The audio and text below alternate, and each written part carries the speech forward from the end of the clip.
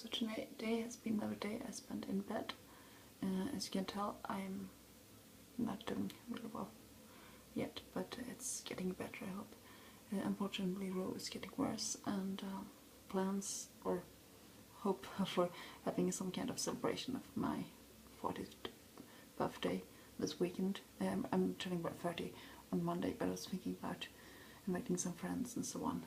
Maybe just for cake or something like that. To actually having a dinner party or something like that. Most weekend is just no way it's gonna happen.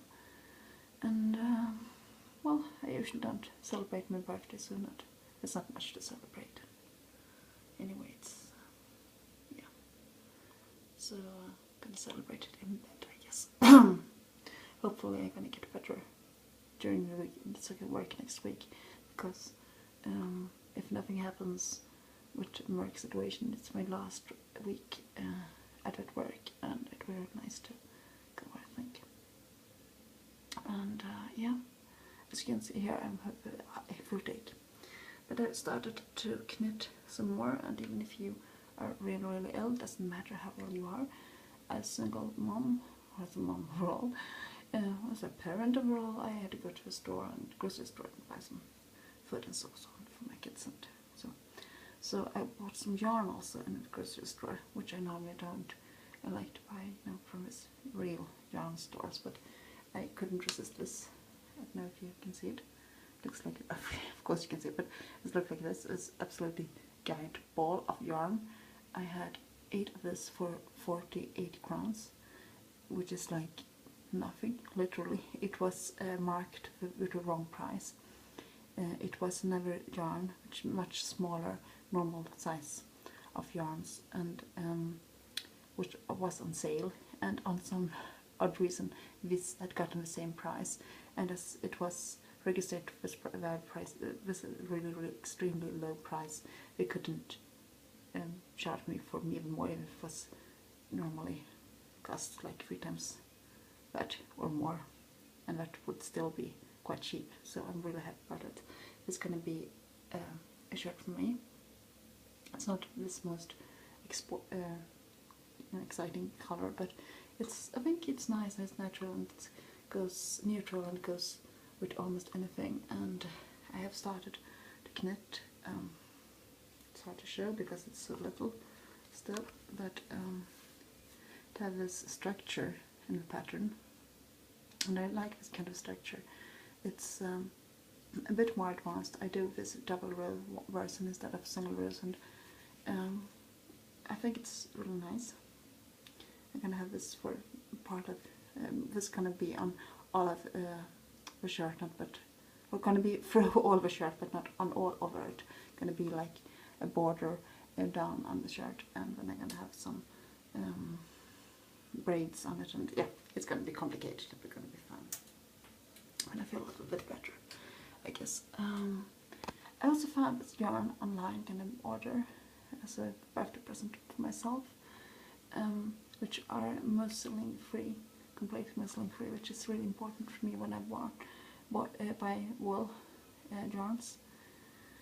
And overall, I think this how animals are treated, and also how environment are affected by the yarn industry is important when you buy things like that, or buy clothes overall. So yeah, I'm looking for that, but it's going to be yarns for clothes for Ro, because I don't want to use those plastic materials which are in many of those other, like, really cozy and fuzzy little fabrics, but many of them are extremely bad for the environment and also bad for people's health. So I'm gonna go for more natural fabrics overall. For my children, always done and always will. Some fun things. My next oldest has been casted by what do you call it? Model Scout, I think you call it, and gonna do this model show on my birthday.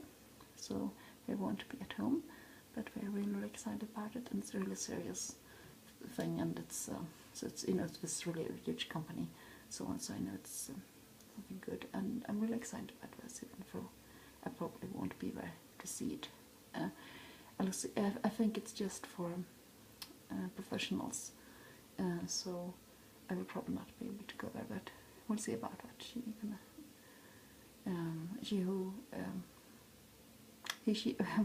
She who scouted my next to oldest will get back about those questions.